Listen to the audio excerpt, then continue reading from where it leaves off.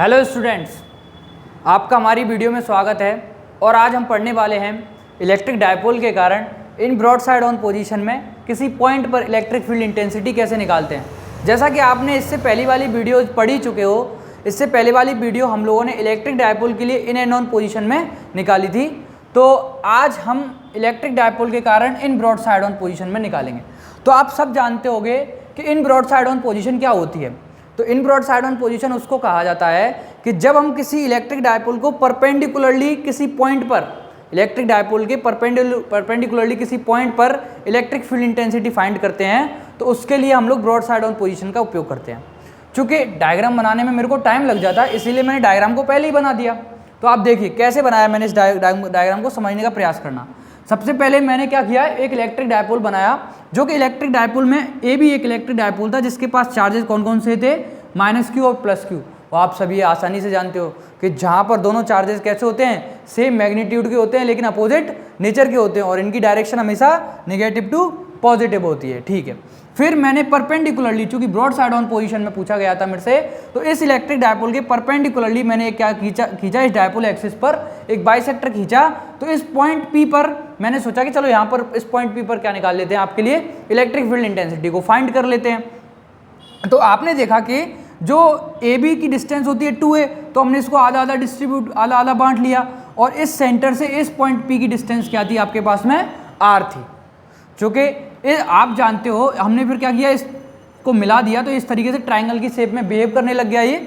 और आप देख पा रहे हो कि +q चार्ज के कारण इलेक्ट्रिक फील्ड इंटेंसिटी हमेशा अवे फ्रॉम पॉइंट होती है और इस -q चार्ज के लिए इलेक्ट्रिक फील्ड इंटेंसिटी हमेशा इनसाइड द पॉइंट होती है। इसीलिए आपने इसको अंदर की ओर कर दिया और इसको बाहर की ओर कर दिया। और इसके पैरेलल बिल्कुल यहाँ पर पॉइंट P पर हमने इस तरीके से एक लाइन ड्रॉ कर ली। तो अब हम आगे देखते हैं। तो आप देख पा रहे थे कि जो E1 और E2 है, इसके दो डायरेक्शन हो गई थी। चूँकि इसमें इलेक्ट्रिक फील्ड इंटेंसिटी एक वेक्टर क्वांटिटी है आपके पास में, तो इसकी दो डायरेक्शन हो गई थी। तो हमने क्या कर लिए, इस E1 के भी कंपोनेंट कर लिए और इस E2 के भी कंपोनेंट कर लिए। तो थीटा की डायरेक्शन में याद रखना हमेशा, थीटा की डायरेक्शन में जो कंपोनेंट होता है उसे वहाँ हमेशा cos थीटा आता है, और जो साइन थीटा की डायरेक्शन में कंपोनेंट, जो वर्टिकल डायरेक्शन में कंपोनेंट होता है वहाँ हमेशा साइन थीटा आता है। तो यहाँ पर E1 cos थीटा हो गया, ये E1 साइन थीटा हो गया, E2 हो गया और E2 साइन थीटा हो गया। और इस √r² + a² को हमने किससे निकाल लिया, पाइथागोरस प्रमेय से निकाल लिया। जरा आप यहाँ पर देखना, पाइथागोरस थ्योरम से हमने किस में ले लिया, ट्राइंगल AOP में and triangle right angle triangle है आपके पास में एंड ट्राइंगल BOP में। ठीक है, in triangle AOP and triangle BOP में आप जानते हो क्या होता है राइट एंगल ट्राइंगल में, हाइपोटेनियस का square equals to perpendicular square plus base square. यहाँ पर हाइपोटेनियस को तो हमें निकालना ही है, तो जो कि AP है या BP के बराबर है। और परपेंडिकुलर की वैल्यू कितनी दी हुई है, सब में दोनों में r दी हुई है, दोनों ट्राइंगल्स में। तो ये आपके पास में r² हो गया और ये बेस क्या हो गया, a² हो गया। तो आपके पास में यहाँ से AP बराबर BP की वैल्यू किसकी बराबर आ गई, √r² + a² के बराबर इसकी आपके पास में वैल्यू आ जाएगी। ठीक है, अब इतना सबको समझने के बाद में चलिए अब हम इस डेरिवेशन को आगे करते हैं। तो आप देख पा रहे होगे यहाँ से कि सबसे पहले हमने जैसे उससे पहले वाली डेरिवेशन में किया था, वैसा ही काम हम इसमें भी करेंगे। सबसे पहले हम -q चार्ज के लिए निकालेंगे, फिर हम +q चार्ज के लिए निकालेंगे। तो सबसे पहले electric field intensity due to +q charge at point P, किसी पॉइंट P पर +q चार्ज के कारण इलेक्ट्रिक फील्ड इंटेंसिटी निकालिए। तो आपने फॉर्मूला पढ़ ही रखा था, E1 बराबर क्या होता था, 1/4πε0 q/r² होता था। तो यहाँ पर E1 वेक्टर बराबर क्या हो जाएगा, 1/4πε0 q/r²। r मतलब इस BP का स्क्वायर, और इसकी डायरेक्शन कैसे दिखा रही है, अवे फ्रॉम पॉइंट। तो इसकी डायरेक्शन क्या हो जाएगी आपके पास में, अलोंग BP वेक्टर हो जाएगी। ठीक है, इस BP की वैल्यू उठा करके यहाँ से यहाँ पर रख दीजिए। तो आप देख पा रहे होगे कि E1 का मान कितना हो जाएगा, 1/4πε0 q/r² + a²। इसको इक्वेशन नंबर 1 दे दीजिए। उसी तरीके से सेम आप इलेक्ट्रिक फील्ड इंटेंसिटी निकालिए, किसके लिए, -q चार्ज के लिए पॉइंट P पर। और देखिए क्या आपके पास इलेक्ट्रिक फील्ड इंटेंसिटी निकलती है। तो electric field intensity due to minus q charge किस पॉइंट पर, पॉइंट P पर, एट पॉइंट P। तो आप देख पाओगे यहाँ से E2 वेक्टर बराबर आपके पास में क्या हो जाएगा 1/4πε0 Q अपॉन आर स्क्वायर मतलब इस AP का स्क्वायर, ये AP का स्क्वायर। और इसकी डायरेक्शन क्या होगी, आप देख पा रहे हो अलोंग कि इस E2 की डायरेक्शन क्या है, इस साइड है, तो इसकी भी डायरेक्शन क्या हो जाएगी अलोंग PA वेक्टर। और आप जान पा रहे होगे कि इस AP की वैल्यू आपके पास में क्या दी हुई है, इस AP स्क्वायर की वैल्यू भी आपके पास में √r² प्लस a² दी हुई है। तो आप इसको क्या लिख लोगे, E2 वेक्टर बराबर 1/4πε0 Q upon r² plus a²। इसको इक्वेशन नंबर 2 दे दिया। चूँकि आप देख पा रहे होगे इस वीडियो में कि इस जो मैंने लिखा हुआ है कि जो आपके पास इक्वेशन नंबर 1 है और जो इक्वेशन नंबर 2 है आपस में कैसी हैं, बराबर हैं। जब ये इक्वेशन आपस में बराबर हैं तो मैं ये कह सकता हूँ कि E1 किसके बराबर होगा, E2 के बराबर होगा। आप लोग इसको वीडियो पॉज करके आप लोग इसको नोट कर लेना, ठीक है। तो आपके पास E1 बराबर क्या है, E2 है। तो हमने क्या बोला यहाँ से कि आपके पास जो E1 बराबर है वो कैसा है, E2 के बराबर है, क्योंकि इक्वेशन 1 और 2 से प्रूफ हो गया। तो हम अब क्या निकालते हैं, रिजल्टेंट इलेक्ट्रिक फील्ड इंटेंसिटी निकालते हैं। चूँकि अब हम देख पा रहे हैं जैसा कि यहाँ भी E1 है, यहाँ भी E2 है, यहाँ भी E1 है, यहाँ भी E2 है, तो ये रिजल्टेंट इलेक्ट्रिक फील्ड इंटेंसिटी कैसे निकलेगी।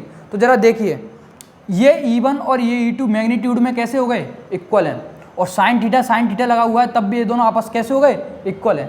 चूँकि ये मैग्नीट्यूड में तो इक्वल है, मैग्नीट्यूड हमेशा एक नंबर होता है, मैग्नीट्यूड क्या होता है, हमेशा एक नंबर होता है। तो चूँकि ये मैग्नीट्यूड में तो इक्वल है लेकिन डायरेक्शन में कैसे हैं, ये अपोजिट हैं। तो ये इक्वल मैग्नीट्यूड लेकिन अपोजिट डायरेक्शन में होने की वजह से इसका जो वर्टिकल कंपोनेंट है वो एक दूसरे को क्या कर देगा, कैंसिल कर देगा।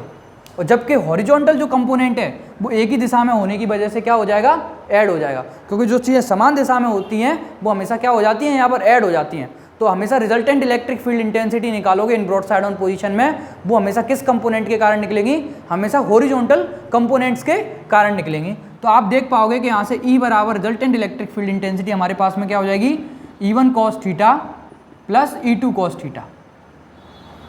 चूँकि आप देख पा रहे हो कि E1 और E2 की वैल्यू आपस में कैसी हैं, इक्वल हैं। तो मैं इसको E1 लिख लूँ चाहे E2 लिख लूँ, कोई बात नहीं, फ़र्क पड़ता है इससे। तो इसको मैं E1 कर लेता हूँ।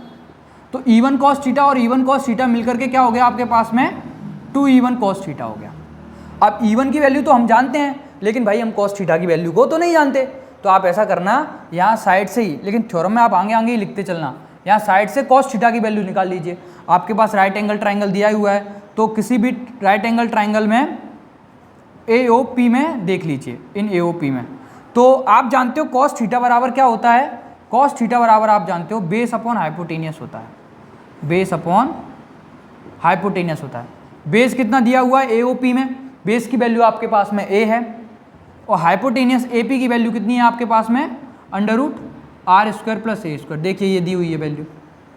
तो यहाँ से cos थीटा की वैल्यू आपके पास में क्या आ गई, A upon √r² plus a²। किसकी वैल्यू हो जाएगी sir, A upon √r² plus a² cos theta की वैल्यू हो जाएगी। तो आप अब यहाँ से रिजल्टेंट इलेक्ट्रिक फील्ड इंटेंसिटी बहुत ही आसानी से निकाल सकते हो। तो पहले सबसे पहले E1 का मान रखिए, E1 की वैल्यू हमें पता है 1/4πε0 Q upon r² plus a²। यही तो थी आपके पास में किसकी वैल्यू, E1 की वैल्यू। और cos थीटा की वैल्यू यहाँ से देख लीजिए, A upon √r² plus a²।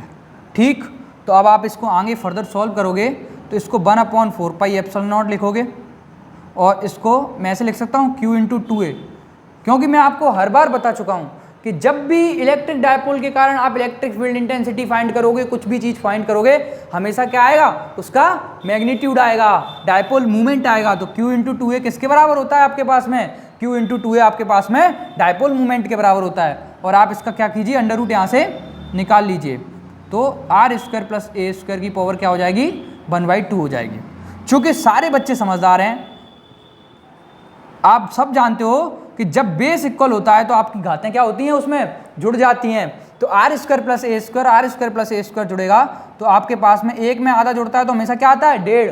और 1.5 को फ्रैक्शन की फॉर्म में कैसे लिखा जाता है, 3/2 की फॉर्म में। और Q × 2a क्या होता है, P को क्या बोला जाता है, डायपोल मूवमेंट बोला जाता है। क्या बोला जाता है sir, dipole moment P equals to Q into 2A बोला जाता है।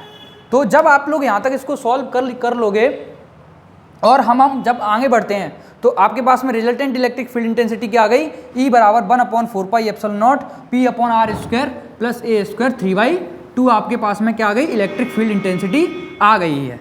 तो अब हम आगे करते हैं तो आपके पास में E बराबर क्या आ गया है, 1/4πε0 Q/r² प्लस a² 3/2।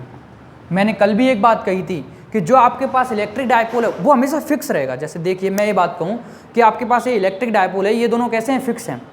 लेकिन अगर मैं इस इलेक्ट्रिक डायपोल के कारण परपेंडिकुलर किसी पॉइंट पर इलेक्ट्रिक फील्ड इंटेंसिटी निकालता हूँ तो मैंने जैसे ये डिस्टेंस यहाँ r रखी है, r यहाँ भी रख सकता हूँ और ऊपर भी लेके जा सकता हूँ। तो ये r तो फिक्स नहीं है, ये तो बढ़ाई जा सकती है, लेकिन जो आपके पास में a है वो कैसा है, फिक्स है। तो आप ये कह सकते हो अगर ये कंडीशन बनी if r greater than a, तब आप a² होगा उसको क्या मान लोगे, नेग्लिजिबल मान लोगे उसके कंपैरिजन में। जब जैसे ही आप उसको नेग्लिजिबल मानोगे तब आप देखोगे कि E बराबर क्या हो रहा है आपके पास में, E बराबर 1/4πε0 Q/r² का होल पावर 3/2 हो गया 3/2। इस 2 से ये 2 क्या हो जाएगा, कैंसिल हो जाएगा आपके पास में, और आप देखोगे कि E बराबर 1/4πε0 सॉरी P आएगा यहाँ पर, डायपोल मूवमेंट चल रहा है ना, तो क्या आएगा यहाँ पर P आएगा, तो P/r³ हो जाएगा ये। और यही आपके लिए क्या है, इलेक्ट्रिक फील्ड इंटेंसिटी है due to an electric dipole in broadside on position या ट्रांसवर्स पोजीशन। अगर अभी ये फॉर्मूला वैक्यूम और एयर में सॉल्व हुआ है आपके पास में, अगर यही बात एक डाइलेक्ट्रिक कांस्टेंट के साथ कह दी जाए तो हम सिर्फ क्या करेंगे, कुछ नहीं करेंगे, यहाँ पर सिर्फ क्या लगा देंगे, K लगा देंगे। तो आपके लिए ये थ्योरम क्या बन जाएगी कि this theorem is electric field intensity due to an electric dipole in broadside on position when dielectric constant is K। अब देखिए इस इलेक्ट्रिक फील्ड इंटेंसिटी की डायरेक्शन क्या है, आप देख पा रहे होगे कि इसके पैरेलल हमने ये पॉइंट किया तो इस डायरेक्शन हमेशा किस साइड हो रही है, हॉरिजॉन्टल कंपोनेंट की साइड हो रही है। तो parallel to the dipole axis, इसके पैरेलल हमने यहाँ पर एक लाइन ड्रॉ की, parallel to the dipole axis and the direction from positive to negative charge. जबकि इलेक्ट्रिक फील्ड इंटेंसिटी में इन एंड ऑन पोजीशन में ऐसा नहीं था, वहाँ क्या था, -q चार्ज से +q चार्ज की ओर होता था along the axis dipole axis के उसमें इलेक्ट्रिक फील्ड इंटेंसिटी की डायरेक्शन थी, जबकि इसमें कैसी है, पॉजिटिव टू नेगेटिव है। और एक और बात देखिए, वहाँ हम इन एंड ऑन पोजीशन में क्या लगाते थे, 2p लगाते थे, यहाँ सिर्फ क्या लगाते हैं, p लगाते हैं। आई बात समझ में। तो E बराबर 1/4πε0 K P/r³ is the electric field intensity due to an electric dipole in broadside on position। Thank you students, I hope आप सबको ये वीडियो बहुत पसंद आएगी और धीरे धीरे हम अपने कंटेंट को बढ़ाते जाएंगे। अभी ये फर्स्ट चैप्टर चल रहा है, फिर सेकंड चैप्टर आएगा, फिर थर्ड चैप्टर आएगा। बस आप तो हमारे साथ जुड़े रहिए। और क्लास 12th का MP बोर्ड का ये पूरा सिलेबस है आपके सामने, और UP बोर्ड वाले बच्चे भी कर सकते हैं, NCERT से सब जगह कॉमन ही है। तो आप लोग इन वीडियोज़ को देखा करिए और कमेंट करके बताया कीजिए आपको वीडियोस कैसी लग रही हैं। और धन्यवाद सभी बच्चों का। और आपको वीडियो पसंद आए तो सब्सक्राइब कीजिए, लाइक कीजिए, शेयर कीजिए, बहुत लोगों को भेजिए।